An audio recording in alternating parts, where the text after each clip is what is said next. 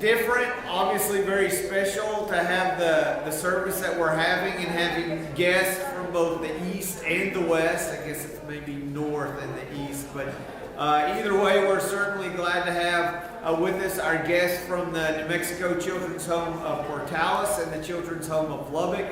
I've been here a little over 9 years and have gotten to build on some of those relationships, and there's just good, godly people who love the Lord and have the patience of Job. Because you have to be around children that long. I have 3 kids in my house, and there are some days that I think, I don't know that I can handle this, and yet I hear y'all are day in and day out, you're welcoming more kids in. And so there may be a time very soon that you have a few more girls that enter into your children's home that look a lot like my wife, and we'll be grateful that you take them. But we honestly are thankful that they're here. How this is going to work, we're going to have the Children's Home of Portales is going to go first.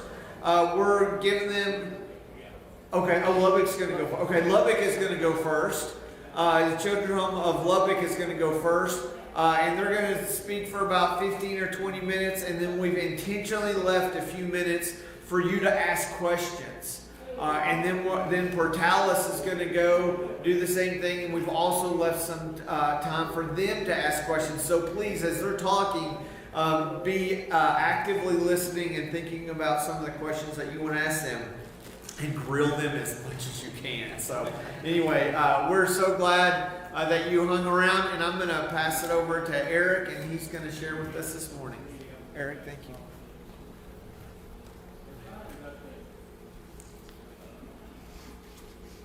What a pleasure it is for me to be here again. And the first thing I want to say is I've had a long relationship with the Children's Home at Portales. It started because of Tom Moore. Tom and I have been, I'm going to say it, best friends since he got to Lubbock Christian in 1970. I beat him there by 2 years, but immediately when he got there, we made best friends and have been ever since. And he got me introduced to the Children's Home at Portales when I was preaching outside of Big Spring, Texas, and he was coming around representing the Children's Home. My connection with the Children's Home of Lubbock came right about that time. I'd known about it for quite a while, but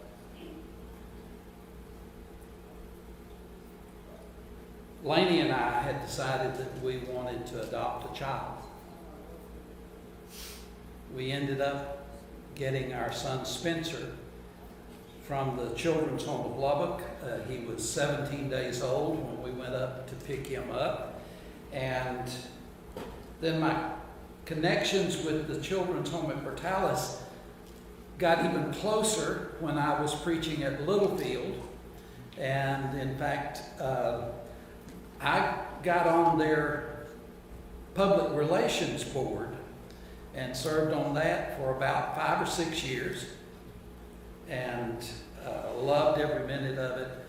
Loved Tom, loved the folks at Portales. In some ways, we have similar missions. In other ways, our missions are different. We serve a different type of child than they do.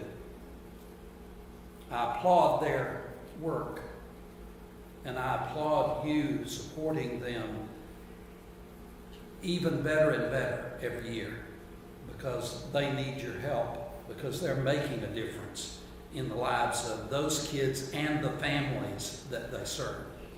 The kids at the Children's Home of Lubbock come to us from the state of Texas.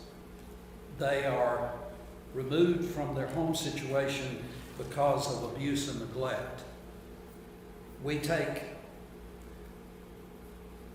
very at-risk children, because these children are at risk of dying because of the situations that they're in. They are at risk of not ever knowing how to live in this world because of where they live and the way they are treated. What we have and what the folks at Portales have is ministry of reconciliation. I want to share with you a reading of 2 Corinthians 5, verses 16 through 20. So from now on we regard no one from a worldly point of view. Though we once regarded Christ in this way, we do so no longer. Therefore, if anyone is in Christ, the new creation has come. The old has gone, the new is here. All this is from God, who reconciled us to himself through Christ and gave us the ministry of reconciliation, that God was reconciling the world to himself in Christ, not counting people's sins against them. And he has committed to us the message of reconciliation. We are therefore Christ's ambassadors. As though God were making his appeal through us, we implore you on Christ's behalf, be reconciled to God. All of us who are Christians understand that concept of reconciliation. We all understand the idea of being made new because we understand where we were. And we came to a point in our lives where we knew that there was something better. But we knew we couldn't do anything about it on our own. And so it was God who reconciled us to himself and made us new. And then he gave us a ministry of reconciliation, because all of us who've been reconciled are to be looking out around us to others who are out there, who are lost, and who are without hope in the world, and we are to do what we can to reconcile them to God. It's a never-ending chain in God's plan. He gives us the ministry of reconciliation, and because we don't know how to do that, he gives us the message of reconciliation. And our message is to everyone we meet, be reconciled to God.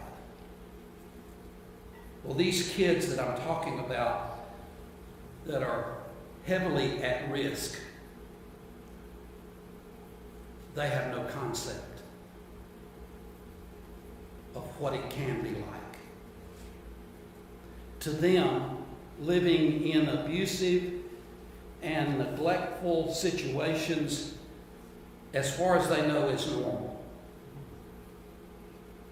And our ministry is to take them and show them what can be, and show them what they can be, and then give them the tools to make that transition. What we are about in reconciling these kids is we are reconciling them spiritually, because the kids that come to us know nothing about God. They know nothing about the Bible. They know nothing about church. They know nothing about what's real in life. And we are going to expose them to the love of Christ. We reconcile them socially because these kids, from where they are coming, they know nothing about how to get along with other people. What they have seen is might makes right.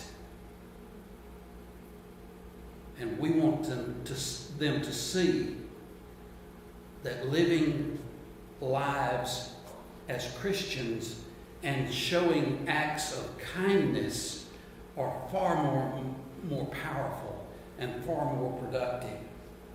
We are involved in reconciling them emotionally. These kids don't know how to feel. They don't know how to feel good. They don't know how to feel happy. They don't know how to feel at all, except for a feeling of pain and suffering because of what they've been put through.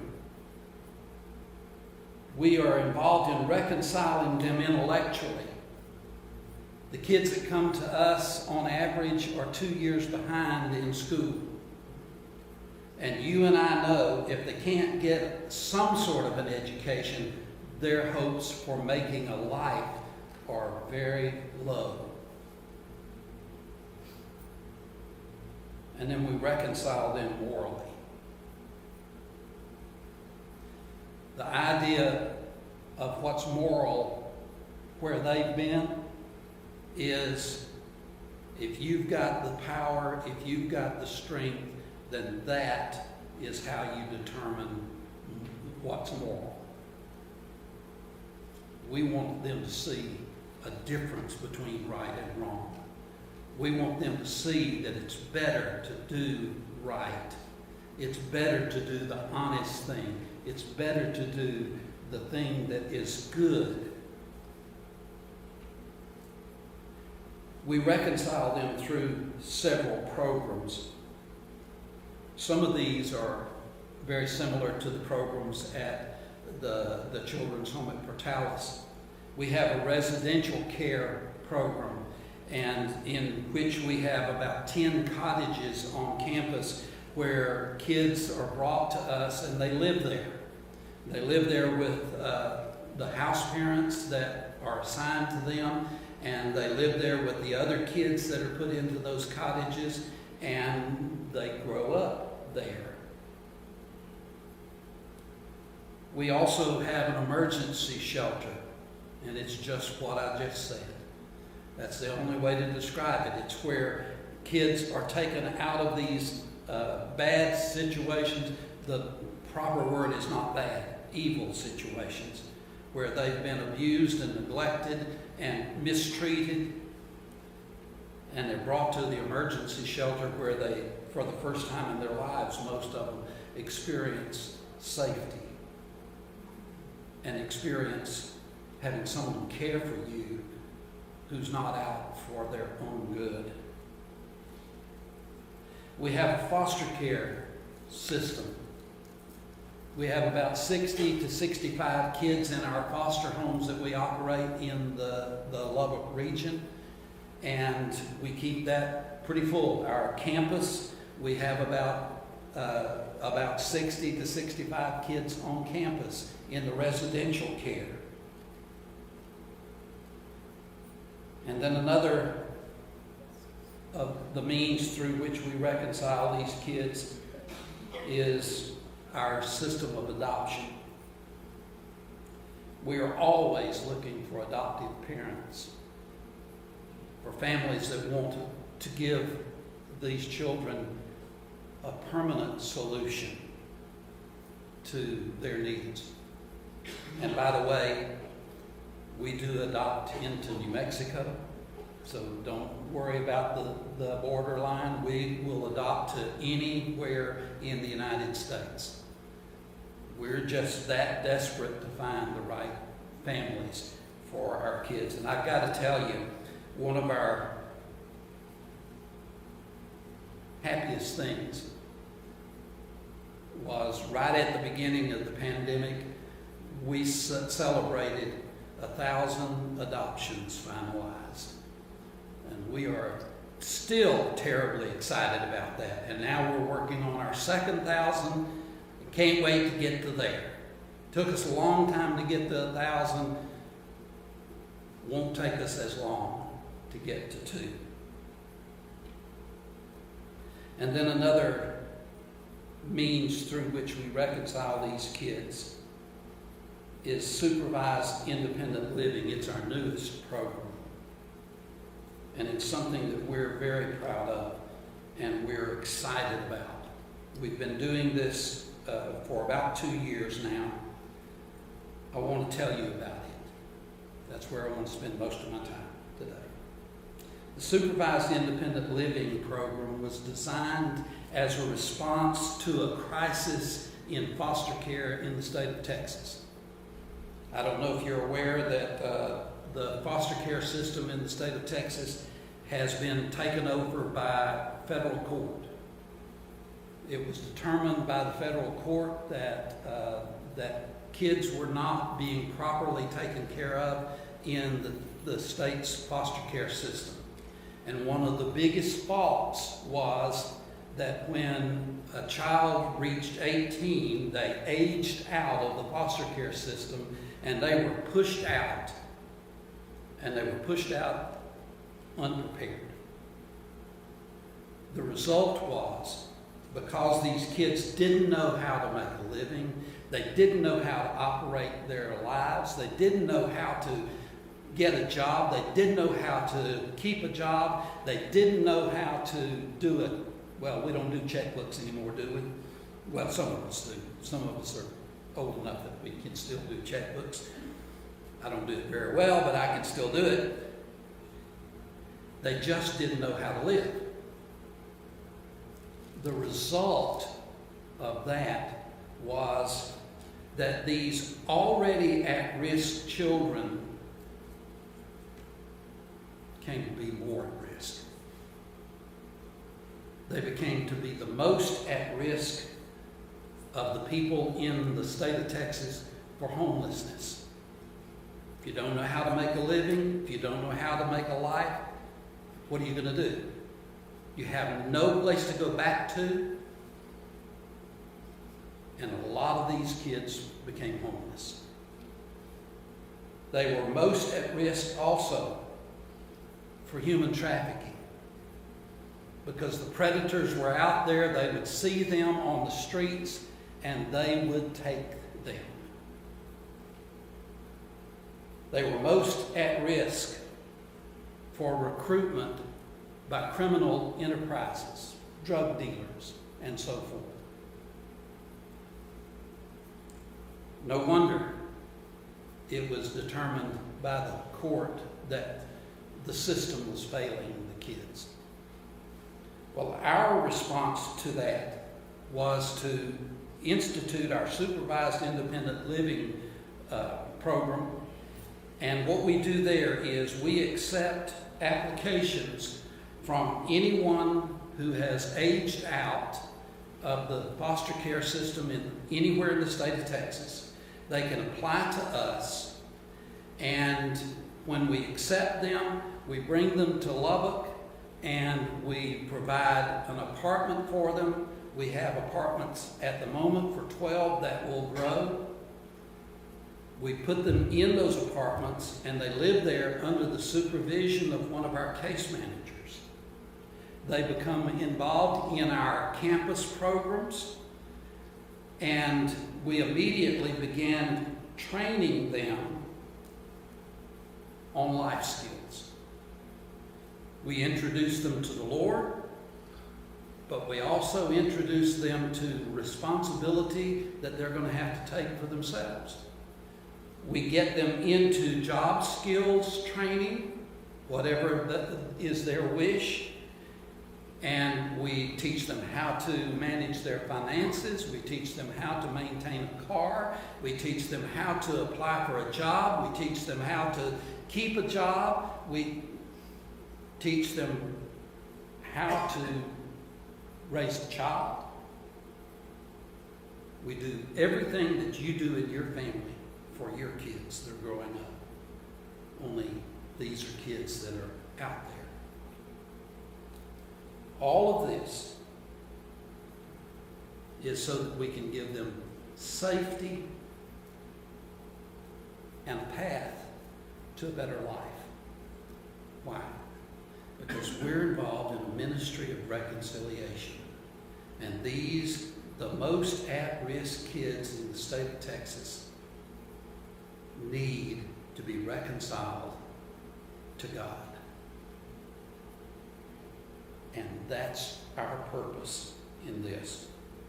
A long time ago, in the beginning of Isaiah's record of his prophecies, he gave a charge to God's people. Isaiah 1 verse 17, he told them, learn to do right, seek justice, defend the oppressed, take up the cause of the fatherless, plead the case of the widow. Our society would rather turn their backs on people who have needs. That's not God's way. That's not the way we as Christians are to do. We are to learn to do right, seek justice, defend the oppressed, take up the cause of the fatherless, and plead the case of the widow. We take very seriously this ministry of reconciliation that we have.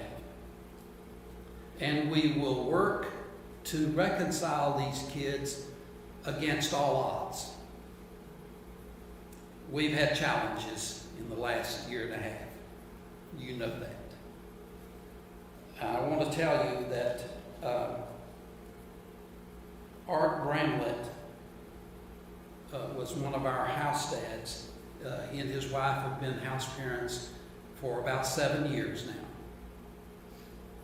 And about 3 weeks ago, Art died of COVID. Deeply loved by the staff, but more important, by the kids that he had contact with. I would ask for your prayers for the Bramlett family. And one of the things that surprised his disciples probably the most was Jesus' attitude toward children. You remember the scene. Jesus is performing miracles, he's doing teaching, and he is drawing crowds like nobody ever before or since. And some of the people in the crowd began to push their kids up to him because they want their kids to get this. The disciples, including those that would later be known as the apostles, pushed them back and said, "Don't come up here. Don't bother." Matthew 19, verse 14, Jesus said, "Let the little children come to me, and do not hinder them, for the kingdom of heaven belongs to such as these." Children are the apple of God's eye. And I understand that more and more with my grandkids. It's not that they can't do any wrong. It's that they are a reflection of God. Of such is the kingdom of heaven. That's the closest we come to seeing God, is seeing these kids. Our ministry of reconciliation for the kids consumes us and will until Jesus comes back. Questions?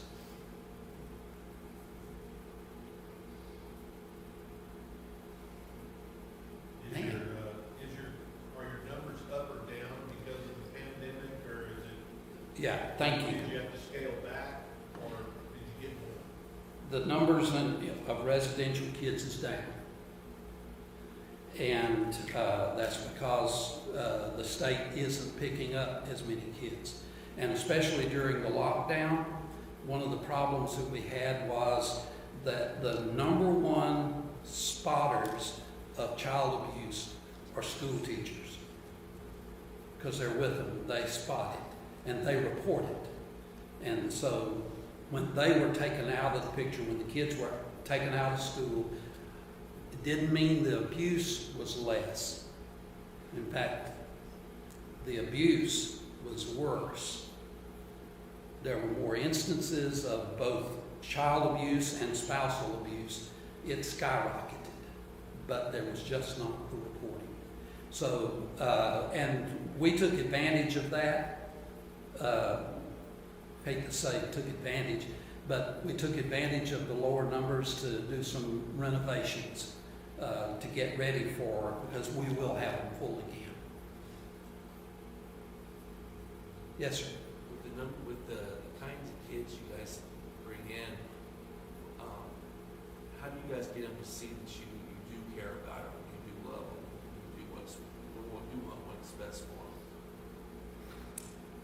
The first thing, in my mind, first thing is that we take away one thing that has been a constant in their lives. And that is that they never expect to see food again. And we make sure that they know that there's always food for them. And the way we treat them, you have to show these kids. And you have to show them over and over and over again before they get it. And some of the kids may never quite get it. Our house parents and our case managers who are with the kids daily are the backbone. And you hire good people and you give them what they need and you support them. That's how. And you pray a lot, be patient a lot, become God's servants. Another question? Yes, sir. How long do you expect to keep, when a kid enters into your system, how long do you expect to keep them before they'll transition out? The kids that come to us, because they are wards of the court, we don't have control over how long they're there.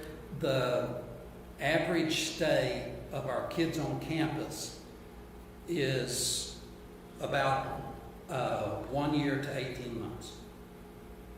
Some stay longer, obviously, and some stay shorter. If the court determines that whatever the problem was that they're coming from has been resolved, the court will send them either back, or sometimes the court will send them to extended family, where their caseworkers have determined that the situation is better. But we're kind of at the mercy of the court on that. We have whatever time we have with them, we're going to use. Yes, sir. How do you recruit? How do we recruit? Yeah, new staff, new employees, new help. We do ads wherever we can. We do job fairs. Job fairs may be more aimed at hourly workers rather than house parents, but we recruit and then we research them, and of course one of the first things that they have to do is pass a criminal background check. You bring in like interns for the summer? I'm sorry? Internships? We've had some folks that have interned with us that have come back to work with us full time. Yes, we love those.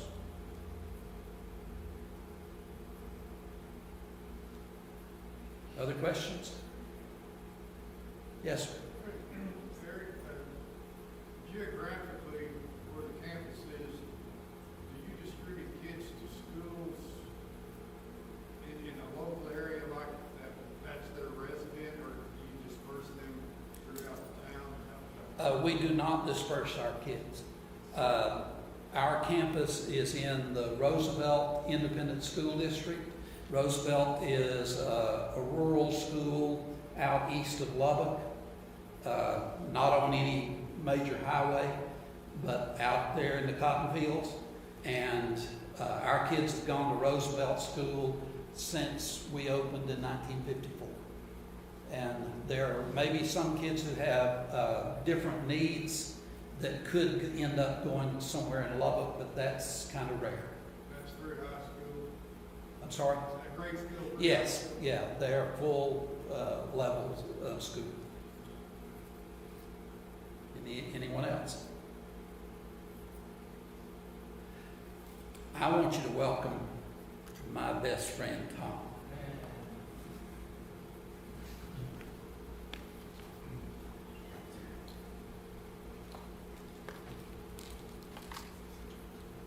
Well, good morning, family. Good morning.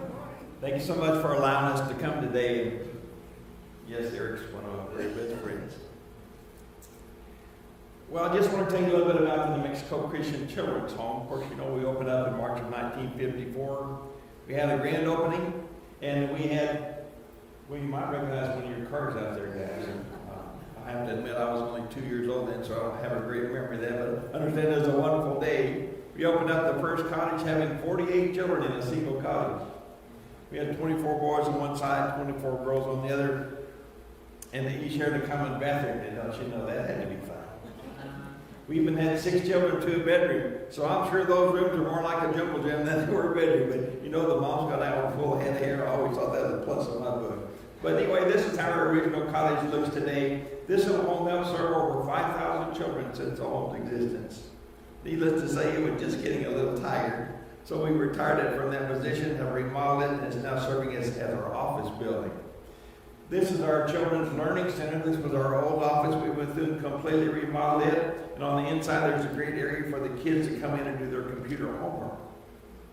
We know the kids are just being pushed more and more and more toward computers in the schools these days. And so we want them to be literate, know how to use a computer well, but also be cautious and careful when you go on the web, because there are a lot of things you don't need to be involved in there. We're very blessed to have a nice study room and a reading room. They can come in, and we have a nice library that they can use as well. So these are good things.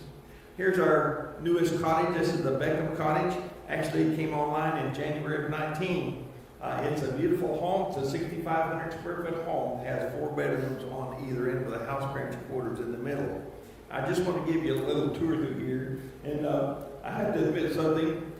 Before you see all these pictures, you'll notice that they're very clean. Well, that's right before any of the kids got there. So that's what I'm trying to say is it's probably the cleanest you're ever going to see. But this is our living room and dining room area. And that's a great area, especially for the dining room. The kids enjoy that. We have 4 bedrooms on either end. And as I said, we designed this cottage long before COVID even came around. So we decided where each bedroom would have its own bathroom. So if perchance a child does get sick, they can be quarantined to their little quarters there and not have to affect the rest of the children. It's nice to have a good playground in the middle of our campus, and this is a great facility to use. We even put up a nice splash pad this year, because that's something the kids always enjoy, is being able to get wet and stay cool in the summertime. Here's our multi-purpose building in the middle of our campus. There on the front is our Garden of Honor, and this is where we get to recognize those who have been so generous toward the home over the years. Behind it is our gymnasium, and we even have some nice events out there. Well, last year, we were supposed to have our open house. Well, unfortunately, like you, we didn't do much of anything last year. But we're hoping, the Lord willing, if the dust will settle, we'll be able to have our open house again next year. So I'd love to see your smiling faces out there. Behind that area is our multi-purpose room. And this is a great area. On Sunday nights, we have our single parents come out. As Eric has mentioned, many of our single parents that are with us have very limited spiritual background. And so for them to have a devotional that's just true to them and their way of life and where they are right now, that means so much to them. And we're seeing a lot of good things come of that. Here's our grocery room, our donation room. This facility came around in 1985. It's a beautiful facility because the inside is a little grocery room, storeroom. It's almost set up like a little 7-Eleven, but we don't have everything, no joke there, just like anyone else. We're a small organization, but it is great to have our single mothers come out. I'm not thinking here. There it is, there we go. But our single mothers come out on Sunday nights while they're out there, are able to choose some groceries for their families. On the other end, we have a nice little clothing room, and this is a great area for our single mothers, many of them coming to us having very limited resources, and so they can choose some new clothing for their children and for themselves. Here's our vocational building that's on the back side of our campus. On the right side there is our woodworking shop. And this is where we encourage our dads to bring their boys and girls out, help them learn what it's like to run a power tool, but of course very safely. That has to be first and foremost. The 2 doors there on the left are our mechanic shop, and this is where we're able to bring our boys and girls out and help them learn how to change a tire. Never know when you're going to be out somewhere and have that eventual blowout, because I promise it's going to happen.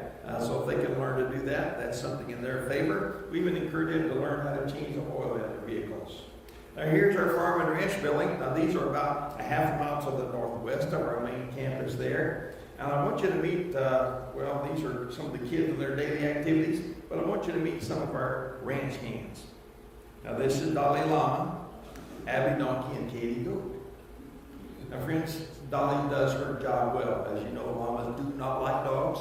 And so we don't have to worry about the coyotes getting into our pack because Dolly does her job well. You know, one of the fun things that I think we get to do with the kids are our 4-H program. We have our own club. They're called the Shooting Stars, and the Deep-Wolves, as far as I'm concerned, they are champions.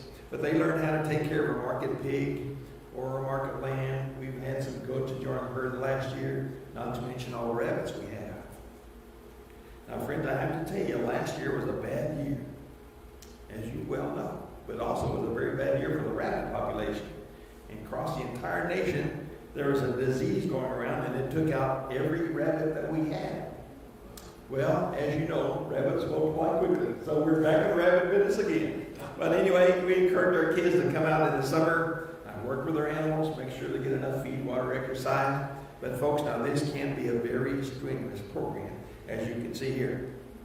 I always love this picture. But you know, when the kids step into the ring in the fall, well, they worked so hard with their animals, and there's no stranger how to step their step before the judges.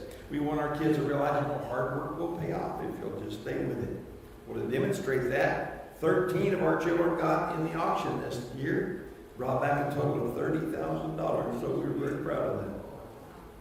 Well, now here's our Hope Haven campus. This is our single parent program.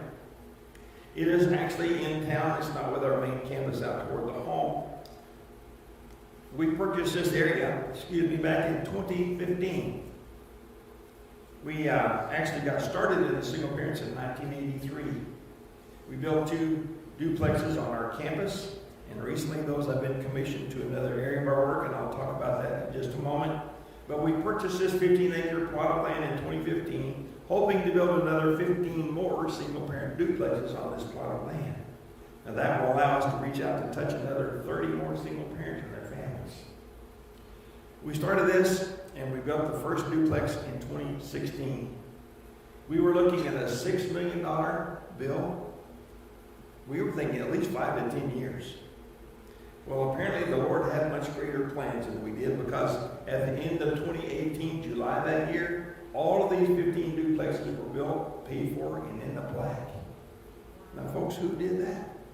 It was not us. All that credit goes to our Lord God Almighty. And it was obvious to see some of the things that He wanted us to know. Well, these are some of those 15 duplexes. And I just wanted to see on the inside of some of these, they're beautiful homes. But the mothers have a very nice master bedroom and bathroom, as do the children. Just north of that area, there's a great playground that the kids can come out and enjoy. When they go to church, they can come out and play on the playground. When they're at home, they can come up and play on the playground. So it's a great area. Now, friend, I just have to tell you this. It is great to have facilities. It's nice to have good programs. But it's so much more than the facilities or the programs. It's about the children and the people that reside within those programs, is it not? That's where the meat of the matter is. So I just want you to meet a couple of our boys. This is Philip Bleedy. Actually, Philip came to us in 2015, graduated in 2020. He got a scholarship to play for Texas Tech University. Well, he has done quite well there, I might say. This was an article just published in the Lubbock Avalanche Journal a few weeks ago. And on the inside of that, I just wanted to point this out to you. He says he spent his junior high school years at the New Mexico Children's Home, a place which he attributes his growth as a person. Now, friend, we didn't ask him to say that. That came from his heart. Was that not a great thing? He has also played on the Texas Tech football team that went up against the University of Houston. I hope you got to watch that game. It was wonderful. But they beat Houston quite soundly, so I hope you weren't a Houston fan. Anyway, we're very proud of Philip. And he's also a Christian young man, I might say. This young man is Romeo. His actual name is Romaya. We call him Romeo. He came to us in 2016, graduated in 2020.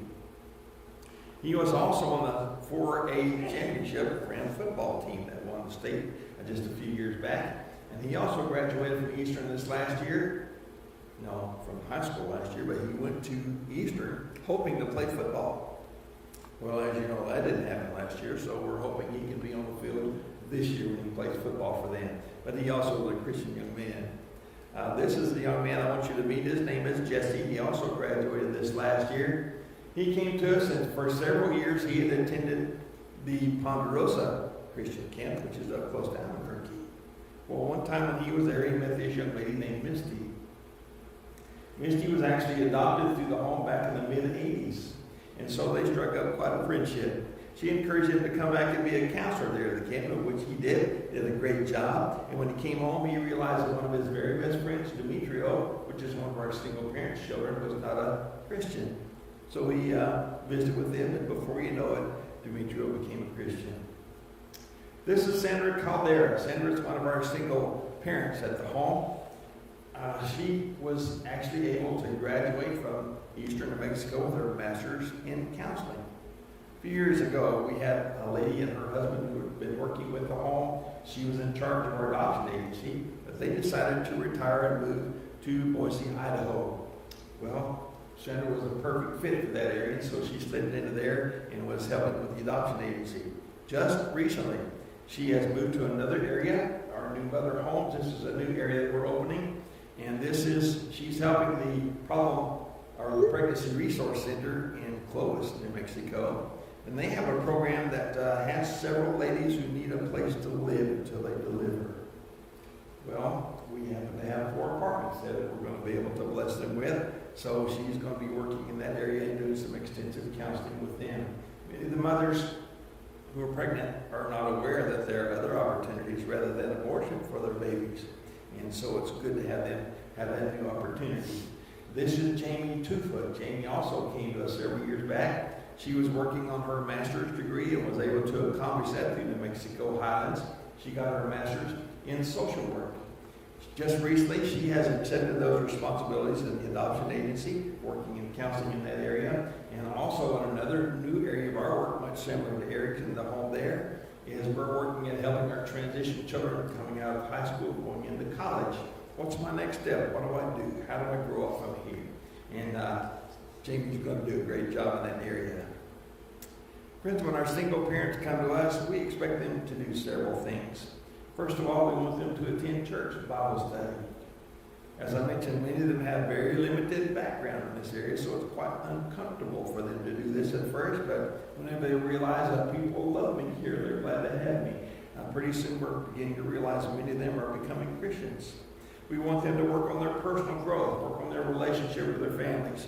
And when they come to us, they can stay for 4 years if they plan to go back to school. They can stay for 2 years if they just plan to work. But this is a great area for them to take advantage of this and get their feet back on the ground. Don't have to depend on the government. We're trying to give them a leg up. Here's our new executive director. This is Aaron Goodman.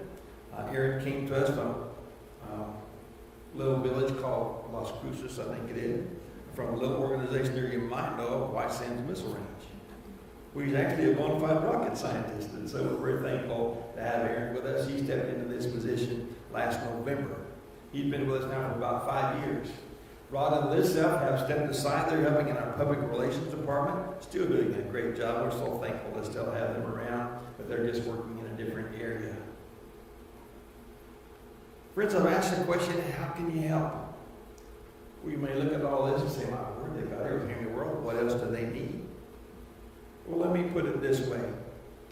With great privilege comes great responsibility. It's nice to have some good facilities. It's great to have programs. But even though you have all these, unfortunately, it still takes capital funds to operate. So I'm sure just as the Lubbock home, we're always in need of funding.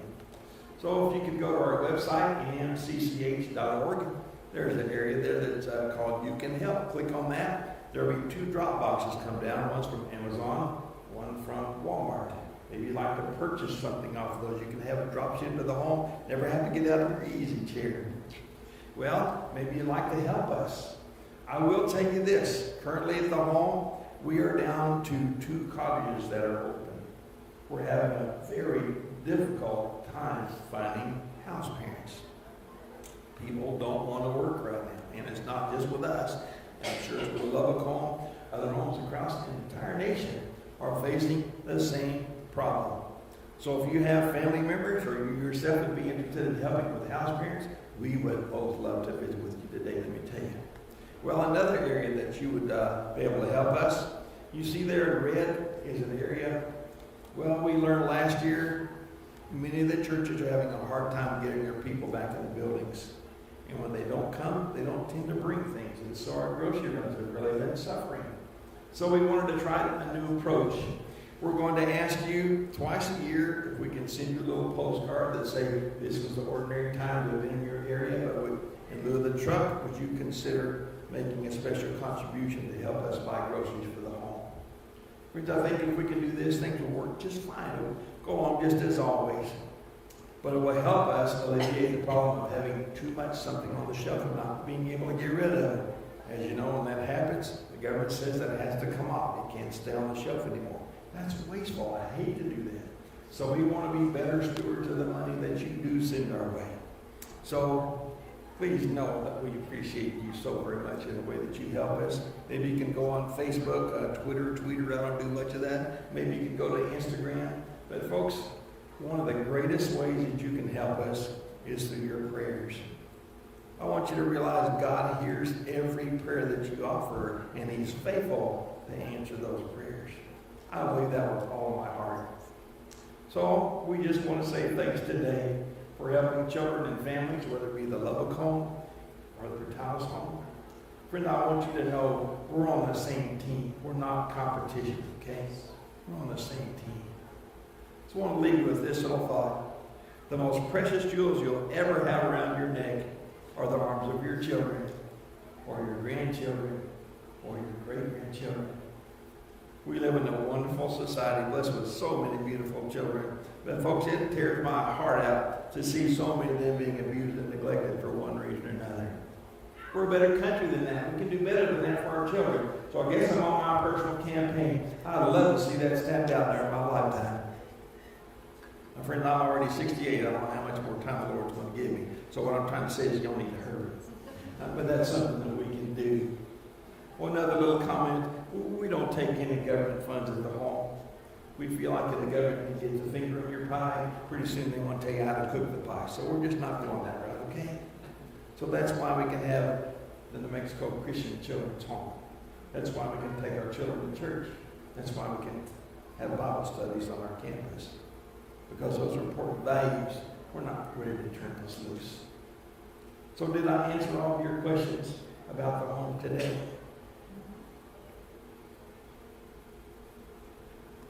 We either did a good job or you're all asleep. I'm not sure. But friends, thank you. Thank you for being the Lord's servant. Can I have 5 more minutes? Yes. Good. I'll close with a little story for you. But I have to set the scene because this is the scene that you've never seen before. It was the final basketball game of the season. The top 2 teams in the state had gone head to head. They were tied up. 1 second was left on the clock, and the home team had just been fouled. Now, standing at the free throw line was a young man by the name of Matthew. Let me tell you just a little bit about Matthew. Matthew in the 5th grade lost the vision in his left eye. In the 6th grade, he lost the vision in his right eye. So you say, how in the world can that blind boy? What's kind of the rest of the story? Team coach was Joe, that's Matthew's older brother. And every afternoon after practice, Joe would take Matthew and he'd stand him at that free throw line. He'd take Matthew's white cane and he'd go up and he'd tap that rim. All the while Matthew would practice shooting toward that sound. This afternoon, Joe had gone to both coaching staffs, got them on board, gone to the referees, and got that proof that in this particular game, Matthew was going to be making all the home team's free throw shots. Just so happened, Matthew not scored 1 point all afternoon long, so no pressure, right? Here he was standing at the free throw line, referee hands Matthew the ball, standing there, busting out the ball, listening to his brother, and he tossed it up and swished it to the net. Oh my goodness, the crowd went wild. But remember, there's still one more possible point. Again, referee hands Matthew the ball, stands down, basting the ball, listens to his brother, hoisted it up and swished one more time to the net. The crowd went ballistic. But remember, there's still 1 more second on the clock. So the opposing team grabbed the ball, tried to make a Hail Mary to the other end, but all to no avail because the last second ticks off the clock. All of a sudden, Matthew feels himself lifted to the shoulders of his teammates, and he's carried all the way around the gymnasium. Because now Matthew's the team hero. Isn't that a feel good story? Amen. Well, family, there's one thing that we have to understand at the New Mexico Christian Children's Home and the local home. There's no way we're ever going to replace that child's parent. I don't care how horrendous the situation was at home. they're always mom and dad, right? But now to be a big brother, that's a different story, you see. We can help that child last year. He can play in sports, in 4-H, volleyball, LTC, and all these other great things. But then our greatest privilege is we get to introduce that child to their biggest brother, Jesus Christ. I mean, what else can we do? And I, along with the Lubbock Home, want you to realize you are right there with us every time that happens.